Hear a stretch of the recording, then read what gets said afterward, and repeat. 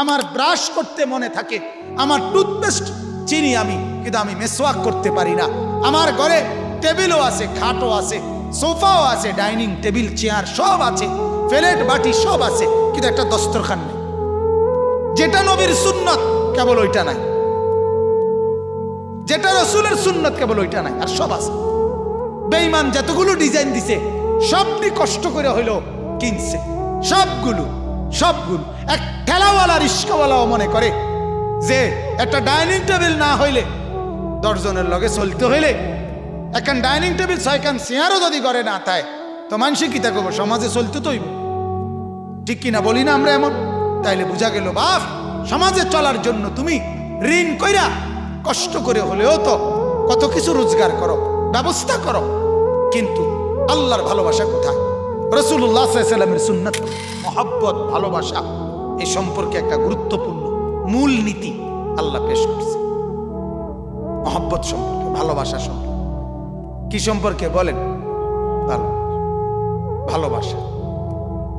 আল্লাহ তাআলা মহব্বতকে, ভালোবাসাকে এখানে আল্লাহ 2টা ভাগ করছে। এক ভাগে আল্লাহ রাখছেন 8টা জিনিস, আরেক ভাগে রাখছেন 3টা জিনিস। একদিকে 8টা ভালোবাসা, 8টা জিনিসের, আরেক দিকে 3টা জিনিস। তো 2 পাশ কইরা আল্লাহ বলছি এই 8টা জিনিসের প্রতি তোমাদের ভালোবাসা আছে, আমি জানি, আল্লাহ বলতেছেন। তবে আমি আল্লাহ বলছি এই 8টা জিনিসের ভালোবাসার উপরে বেশি এই 3টার প্রতি ভালোবাসা থাকতে হবে। যদি না থাকে তাহলে আমি তোমাদেরকে যে শাস্তি দেব সেই শাস্তির জন্য অপেক্ষা করো, সেই শাস্তির জন্য অপেক্ষা করো। এইটা আল্লাহ তাআলা এখানে পেশ করছে। তাহলে আগে অল্প কথায় বুঝে ফেলছেন না কথাটা, যে একদিকে কয়টা ভালোবাসা? 8টা, আরেক দিকে কয়টা? 3টা। প্রাধান্য দিতে হবে কোনটাকে? 3টাকে, 8টার উপরে। তাহলে 8টার প্রতি ভালোবাসা থাকলে দোষণীয় না, 8টার প্রতি ভালোবাসা থাকাই যাবে না এমন না। মহব্বত আরবি ভাষায়, আরবি একটি শব্দ মহব্বত, এটা শব্দটাই এমন, সুবহানাল্লাহ, আল্লাহ তাআলা শব্দটাই এমন বানাইছে যে এটা বলার সময় 2 ঠোঁট মিলে যায়। মহব্বত, এই মহব্বত বললেই ঠোঁট মিলে, অর্থাৎ মহব্বত, ভালোবাসা, এটা মানেই হলো আকর্ষণ, এটা মানেই হলো মিলন, এটা মানেই হলো সম্পর্ক, এটা মানেই হলো আন্তরিকতা, এটা মানেই হলো বন্ধুত্ব, এটা মানেই হলো আপনার খুব বেশি আগ্রহ, টান, এটারই বলে মহব্বত। কিসের টান? আরবি ভাষায় বলে মাইলানুল কলবে ইলা শাই। বাপ আপনারা বসেন, বউ, হ্যাঁ ছেলেরা বউ। অনেকের অনেক চিন্তা আছে যে কোন রকম সারাই দিতে ভালো ছিল, কথা বুঝে কি দরকার, হুদা কথা না কি লাভ, বুঝেন না? অনেকের অনেক টার্গেট থাকে না, যে মূল বিষয়টা সারাই দিলেই কি বালা ছিল, হুদাই সময়টা দেরি করতে আছে, আল্লাহ মাফ করে দেন। তো বাগার আমার কথা হইল আল্লাহর কথা শুনতে হবে। আমি সর্বোচ্চ মহব্বত নিয়ে বলতেছি, আর আমাদের একটা আশা থাকে, আমাদেরও তো একটা আশা আছে বলার, জানেন, আমাদের একটা আশা আছে। আল্লাহর কসম, আমার শায়েখ আল্লামা মুফতি মুশতাকুর নবী সাহেব, ওনার আশা, আমাদের আশা, আল্লাহর বান্দাদের জিন্দেগি পরিবর্তন।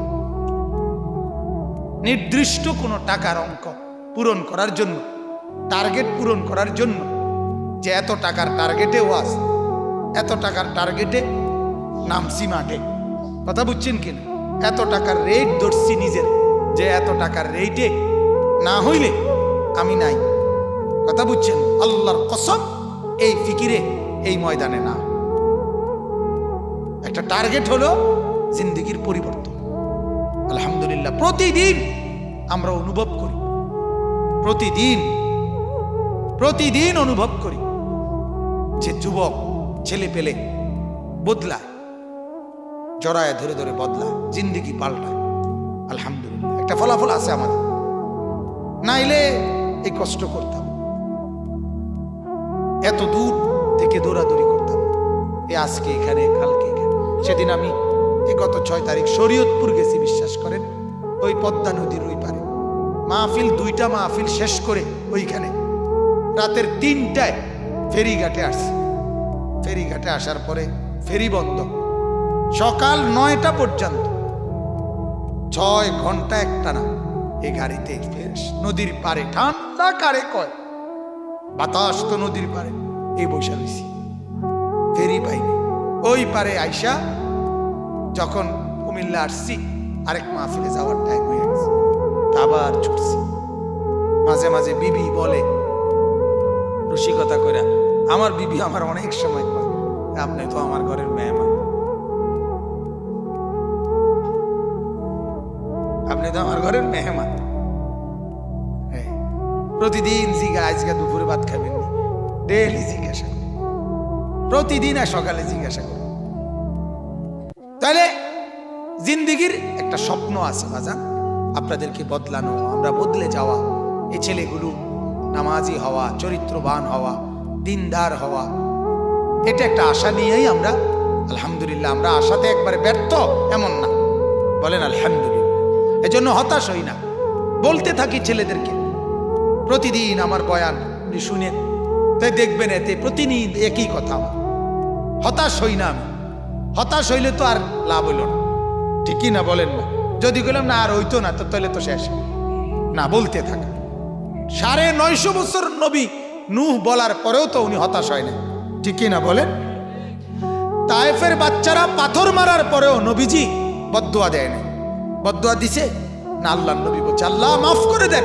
ওরা বোঝে নাই, ওরা বোঝে নাই, যেদিন বুঝবে সেদিন ঠিকই আমাকে অনুসরণ করবে, ঠিকই আমাকে অনুসরণ, ঠিকই বুঝছে পরে। তো তায়েফবাসীও অগণিত লোক আল্লাহ নবীর হাতে মুসলমান হয়েছে, পরে মুসলমান হয়েছে।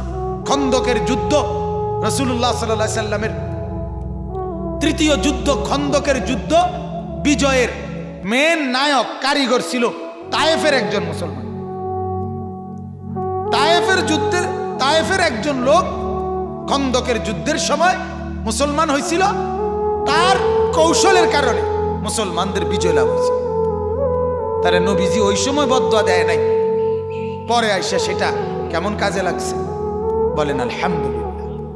তো মহব্বত বলা হয় আরবিতে মাইলানুল কলবে ইলা শাই। রে ভাই কথা কইছে রে, তোরা লেগে বলছি তো দিব তো, তোরা বললাম তো কি আশ্চর্য,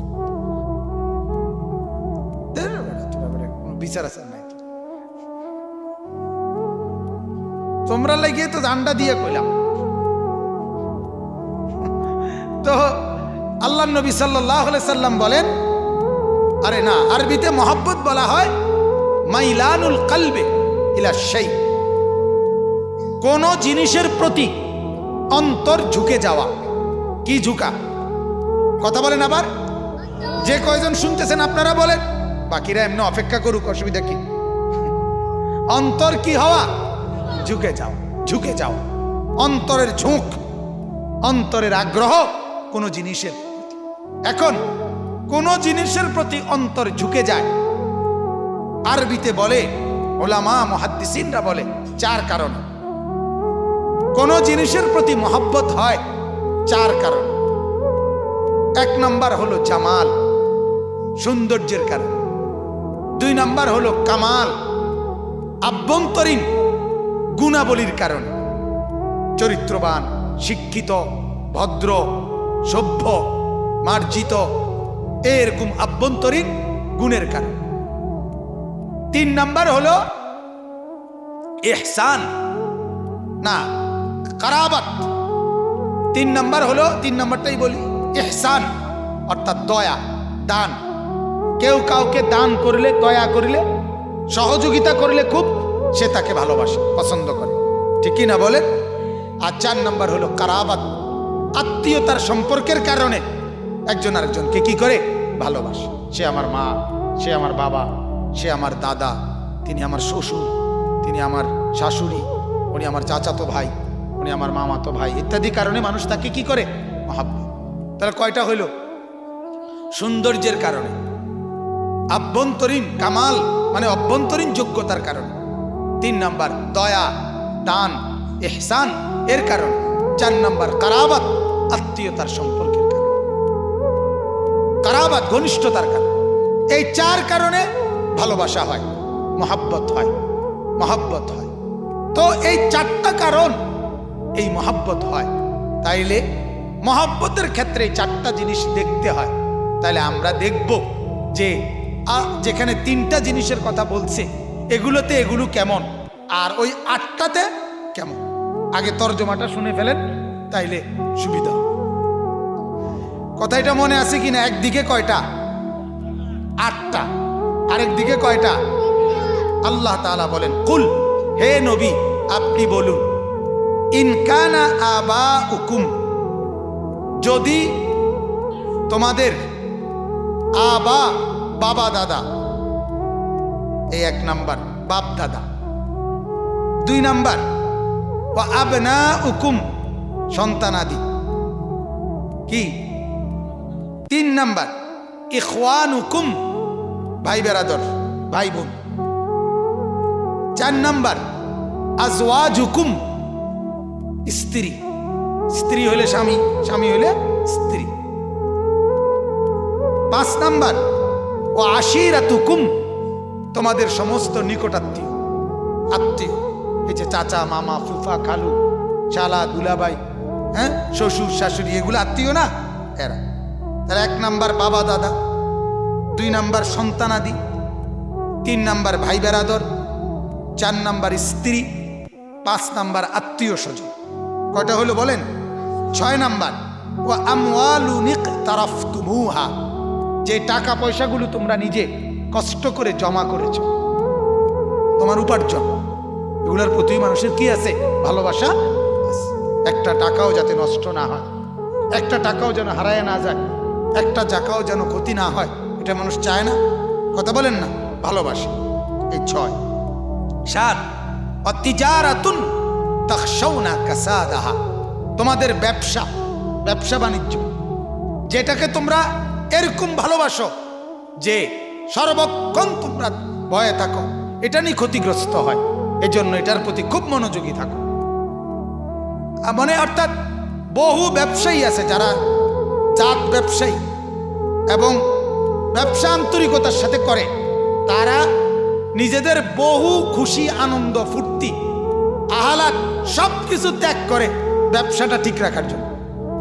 যে আমি ভাই বেড়াইতে যাইতে পারি ঠিক, কিন্তু আমার দোকান যদি এরকম 3 দিন খোলা না থাকে তো কাস্টমার ছুটে যাইব আমার, ঠিক না কথাটা? এই কত দোকানদার দেখবেন দুপুরবেলা বাড়ি না খানা খাইয়া দোকানেই 2 গা ভাত খায়, কারণ যাতে কাস্টমার কি ছুটে না যায়। এটা তার একটা মহব্বত, তার এই ব্যবসার প্রতি। তো আল্লাহ তাআলা বলেন, তোমার ব্যবসা যেটা তোমার যাতে ক্ষতি না হয় এটা তুমি সারাক্ষণ ভয় করো, এই জন্য নজর রাখো। 8 নাম্বার ওয়া মাসাকিনু তারদাউনাহা, তুমি মহব্বত করে পছন্দ করে যে ঘর দুয়ারগুলো বানাইছো এগুলোর ভালোবাসা। আমাদের যে বসত ভিটা, ঘর, বিল্ডিং, দালান, এগুলোর প্রতি আমাদের আন্তরিকতা আছে কিনা বলেন না? আচ্ছা, এই কয়টা হলো? কোন? 8। আমাদের বাবা দাদা, সন্তানাদি, ভাই বোন, স্ত্রী, আত্মীয় স্বজন, আমার জমানো টাকা, সম্পদ, জমানো টাকা, এরপরে আমার ব্যবসা, এরপরে আমার ঘরদুয়ার, বাড়ি, বসত। এই 8টা জিনিসের প্রতি মানুষের দিবা নিশি আমাদের এই জীবন চলার পথে এগুলোর প্রতি আমাদের আগ্রহ। ঘরের ফিকির, বাড়ির ফিকির, বসতের ফিকির, ব্যবসার ফিকির, কামাই রোজগারের ফিকির, টাকা অর্জনের ফিকির, মার দিকে, বাবার দিকে, স্ত্রীর জন্য, সন্তানের জন্য, ভাই বোনের জন্য, আত্মীয় স্বজনের জন্য, এগুলা নিয়েই আমাদের জীবনের 24 ঘন্টার হাজারো ঘন্টা মিনিট ব্যয় হচ্ছে এগুলোকে কেন্দ্র করে, ঠিকই না বলেন না? হ্যাঁ, আমি সারাক্ষণ হয় মার দিকে নজর রাখতেছি, নয় স্ত্রীর দিকে, নয় ছেলে মেয়ের দিকে, নয় আপনার ভাই বোনের দিকে, নয় আত্মীয় স্বজনের দিকে, নয়তো আমার দোকানের দিকে, নয়তো আমার বাড়ি ঘরের দিকে, নয়তো আমার জমানো টাকা কত হইল এটার দিকে। এটা নিয়েই দিবানিশির ফিকির, এটা নিয়েই দিবানিশির মেহনত। আল্লাহ তাআলা বলেন এই সবগুলোর প্রতি তোমার আন্তরিকতা, তোমার আগ্রহ, তোমার ফিকির, তোমার জেহান, আমি সবটাকে গ্রহণ করলাম। কোনো মানা নাই, কোনো মানা নাই। তুমি তোমার মা বাবার খবর রাখো, তুমি তোমার ভাই বোনের খবর রাখো, তুমি তোমার সন্তানদের দিকে নজর রাখো, তুমি তোমার স্ত্রীর দিকে নজর রাখো, আত্মীয় স্বজনের খোঁজ খবর রাখো, তোমার টাকা তুমি জমা করো, তোমার ব্যবসা তুমি ঠিক মতো করো, তোমার ঘর দুয়ার তুমি করো।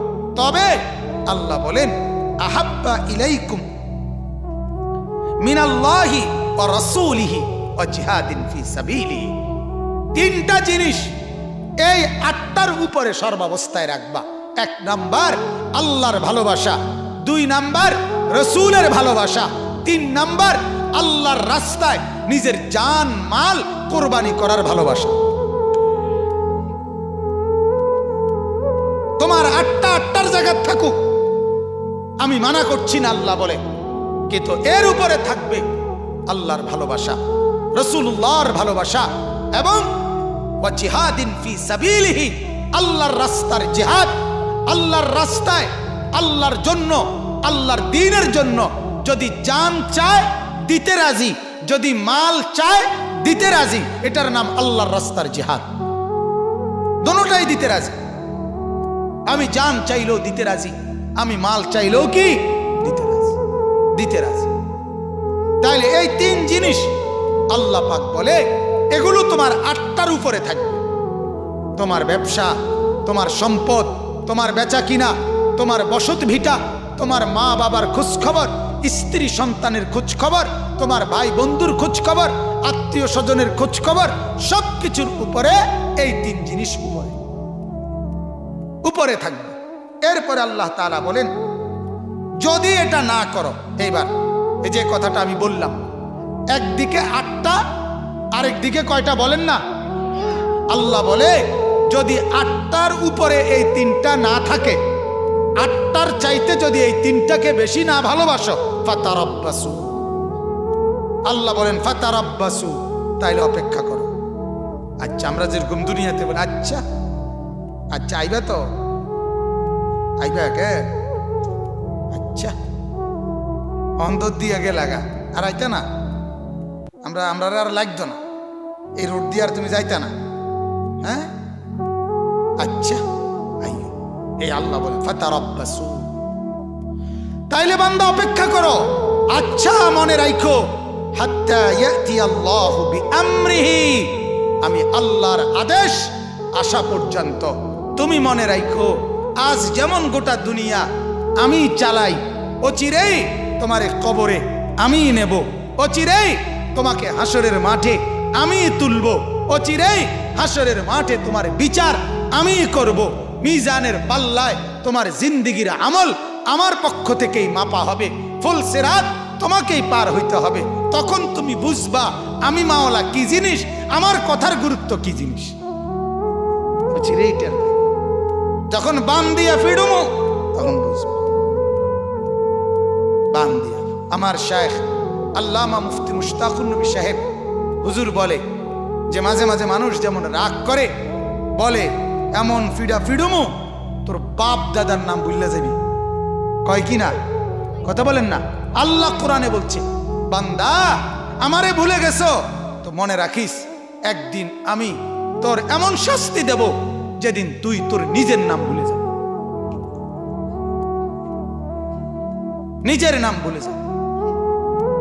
ইয়াউমা তাকুমুস সাআতু ইউবলিসুল মুজরিমুন, আল্লাহ কোরআনে বলে যেদিন হাসরের মাঠ কায়েম হবে, সমস্ত নাফরমান একেবারে এলোমেলো হয়ে যাবে, ভেবাচেকা খাইয়া যাবে, মানে কি করণীয়, কি করা উচিত এটা আর দিশকুল পাবে না। একবার দৌড়াবে পরিচিত জনদের কাছে, ওরা বলবে আমি তোমার জন্য কোনো সুপারিশ করব না। এরপরে ফেরেশতা বলবে এ তোমার পরিচিত নাকি, যখন দেখবে হে কিছু বলে নাই তার লাগিয়া লগ লগ ফেরেশতার সামনে বলবে, আল্লাহর কোরআনে আছে ফেরেশতার সামনে ওই নাফরমান বলবে আল্লাহর কসম ফেরেশতা তারে আমি জীবনেও চিনি না, হেতে কেডা কই জানি। মানে পাগল হয়ে যাবে, মাতাল হয়ে যাবে, মাতাল হয়ে যাবে, মাতাল হয়ে যাবে। এজন্য আল্লাহ বলেন, বান্দা আমার ভালোবাসা আগে, আমার বন্ধুর ভালোবাসা আগে, আমার জন্য জান মালের কোরবানি করার মানসিকতা এটা থাকবে আগে। আর নাই তো অপেক্ষা করো আমার ফয়সালা আসা পর্যন্ত। আল্লাহু লা ইয়াহদিল কওমাল ফাসিকিন।